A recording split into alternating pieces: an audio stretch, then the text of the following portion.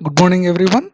So, in this class, we are going to discuss that is the continuation of the DPC treatments in the wall.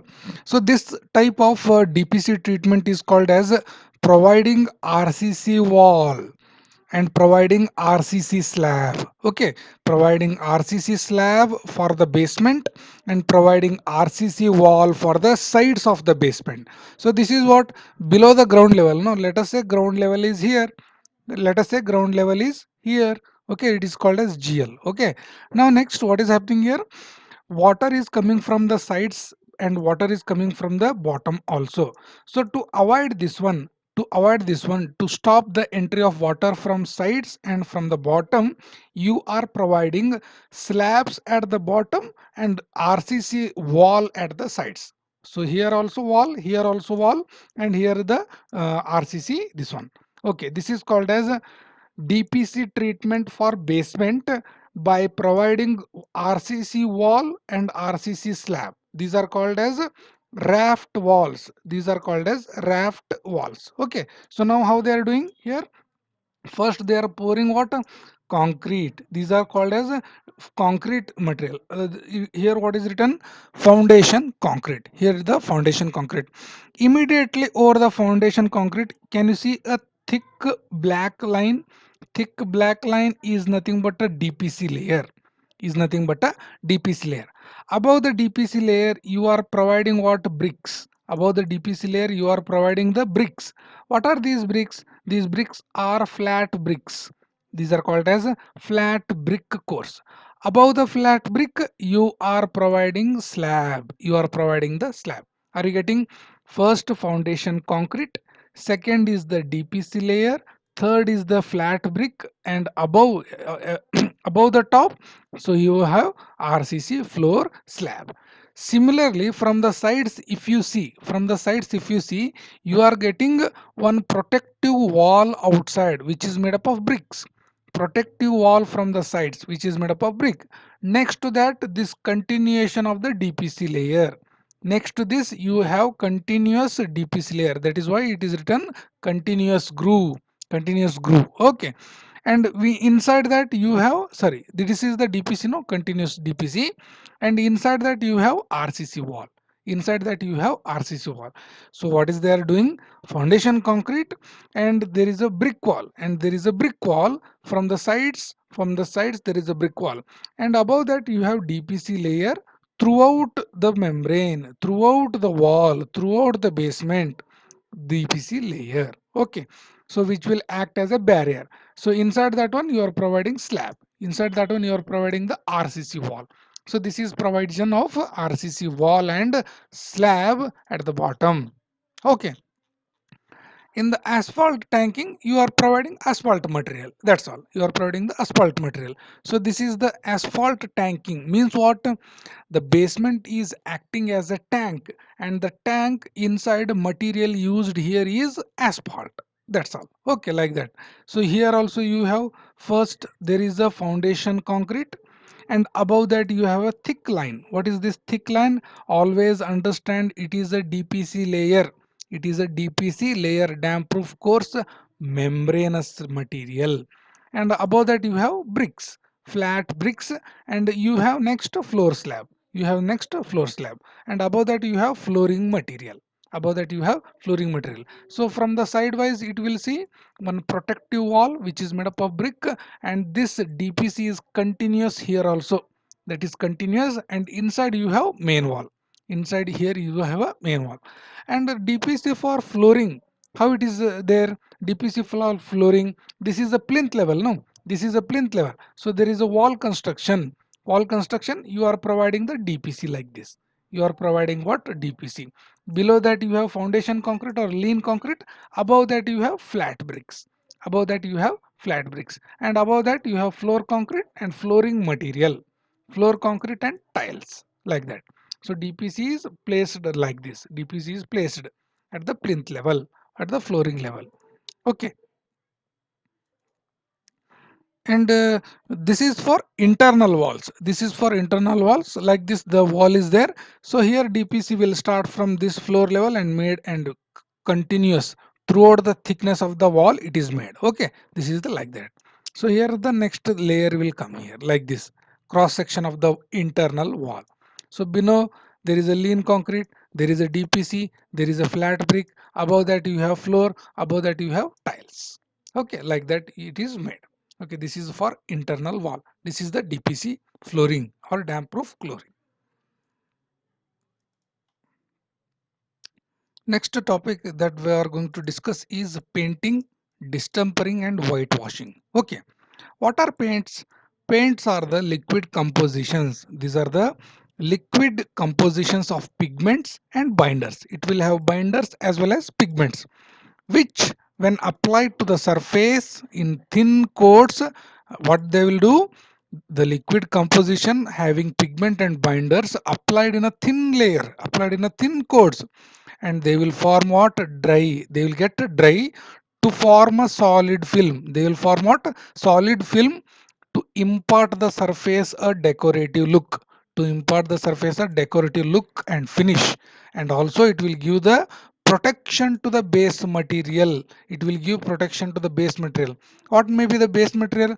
Maybe concrete surface after the plastering, maybe masonry, maybe the plastered surface itself. So protection from which? From weathering, from corrosion and other chemical and biological attacks. Other chemical and attacks. Paints to timber. The paints to timber prevent it from decaying. The timber materials are painted to stop what? Decaying and warping. To decay and warping.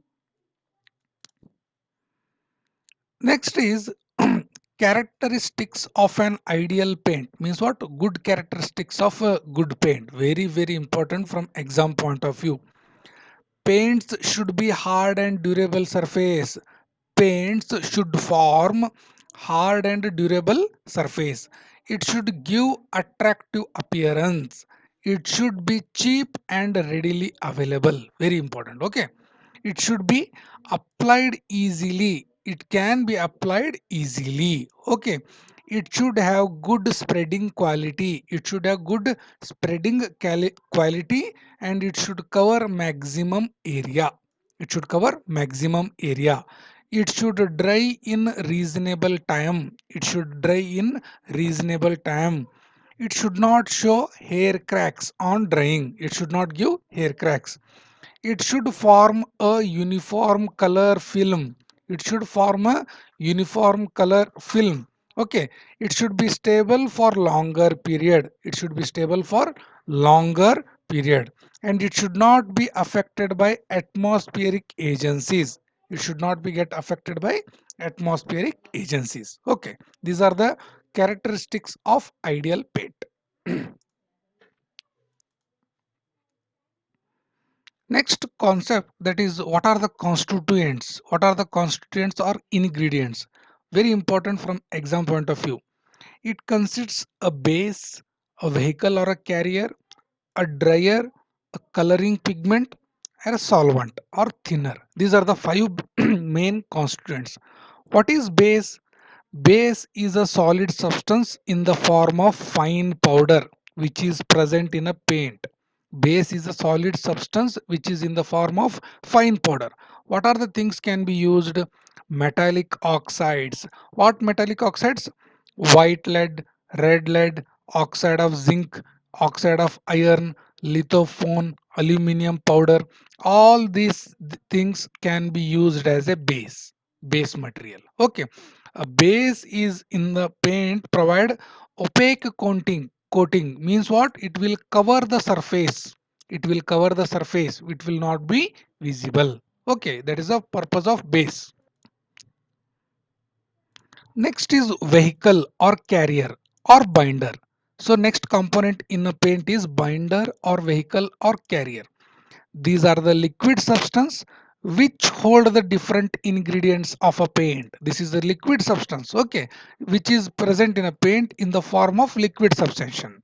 Liquid, so it will make that paint to spread. Very important. The vehicle itself make the paint to spread. What are the common things can be used?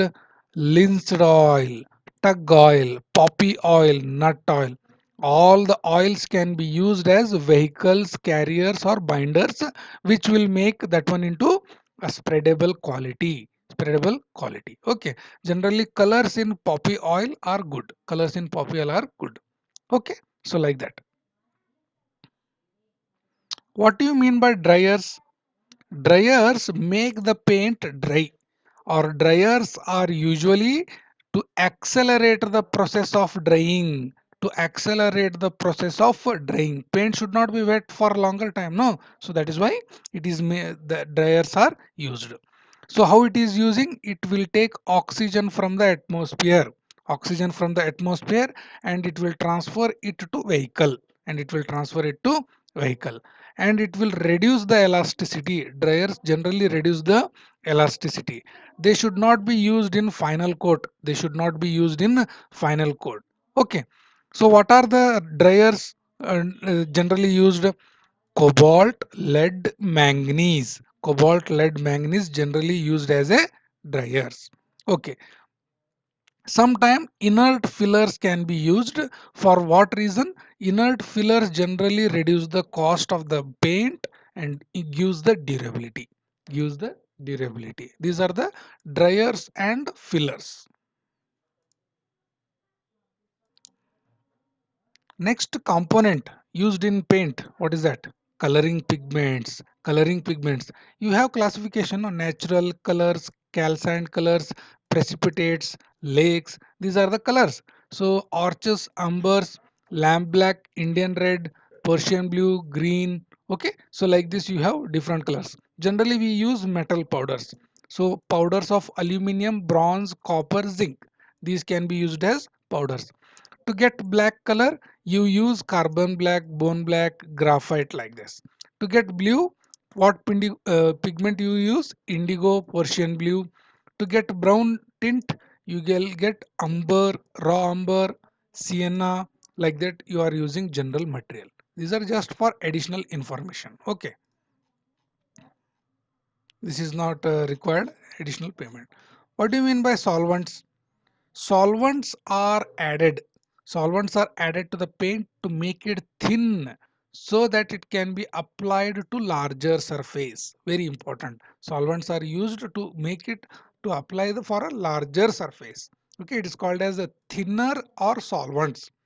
Generally, spirit of turpentine. Spirit of turpentine is used as a thinner. So here you can see for oil paints you are using turpentine as a thinner. For liquors, alcohols, for cellulose paints you are using ethyl amyl acetate. For distembers you are using water as the thinner. Okay. So now what is the classification? So classification based on binders, which is binding material, no? Vehicle or carrier. So vehicle, carrier or binder. Depending upon that you have classification.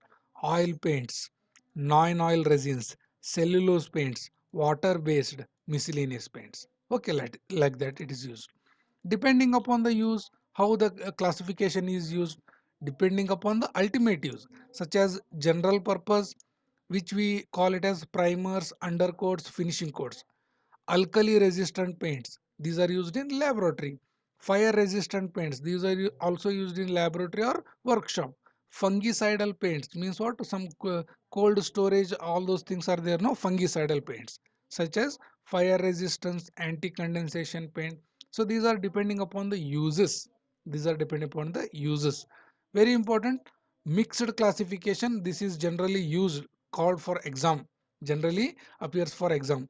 List down the various types of paints available in the market and explain two, any two, like that question will be asked. So you have mixed classification: aluminum paint, asbestos, bronze, cellulose, colloidal, enamel, indorous, plastic, anti-corrosive, bituminous, casein, cement, emulsion, graphite, oil, silicate. So you have so many classification. Try to remember at least 10.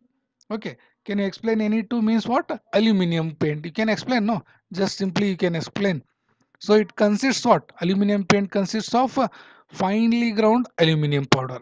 Just that is the main base you can say. Okay, finely ground aluminum powder.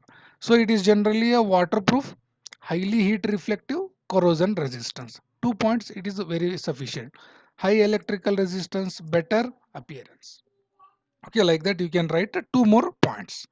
Anti-corrosive paints means they provide a protection for the metal objects. Okay, from atmosphere the corrosion will take place. No, to avoid that one, these paints are used. In the different types of paints, important is oil paint. Okay, different type of paints you have. Important paint in name is oil paint. So it is an ordinary paint. Two major constraints are there. What are there? One is base, another is vehicle. Okay, however dryers and color pigments can also be used, no problem. Okay, so generally linced oil or boiled linced oil is generally used as a vehicle. The base pigment is generally white lead and red lead. Okay, so like that these are generally applied in 3 coats. It is generally applied in 3 coats. Okay, these are used for general work. These are used for general works. All surfaces can be used: walls, ceilings, woodwork, metal work. So everything can be covered under using this one, because it possesses all the good characteristics. It possesses all the good characteristics of all good paint. Okay, so next is plastic paint. Very important type of paint, plastic paint. This will contain plastic as the base. There you have metallic oxide as the base in oil paint, but here you have plastic as the base. Okay, so which forms the main constituent of the paint. These paints have quality of quick drying. So important parameter is quick drying and high covering power. High covering power means large area can be covered and you can make it decorative appearance. Plastic emulsion paint has become very popular nowadays because these are very cheap and easily available. Okay, these can cover a larger area. Silicate paint is prepared by mixing a calcined and finely ground silica with resinous substance. Silicate paint is prepared by mixing calcined and finely ground silica with resinous substance. So main characteristics is heat resistance. It can withstand extreme heat. It can withstand extreme heat. Okay. Synthetic rubber paints. What do you mean by synthetic rubber paints? These paints consist synthetic resins. These contain synthetic resins dissolved in appropriate solvents. Dissolve in appropriate solvent and mixer with suitable pigments. Mixer with suitable pigments. The paint has excellent acid and alkali moisture resistance. Synthetic rubber paints have qualities such as rain, water, sunlight and other weather changes. It is very resistant to weather change, and very important is moisture resistance property. These are called as synthetic rubber. So emulsion type, oil paint type and silicate paint, okay, plastic paint and synthetic rubber paint. Five main categories are there. Okay, five main categories are there. It dries quickly and uniform color is maintained. Okay, here.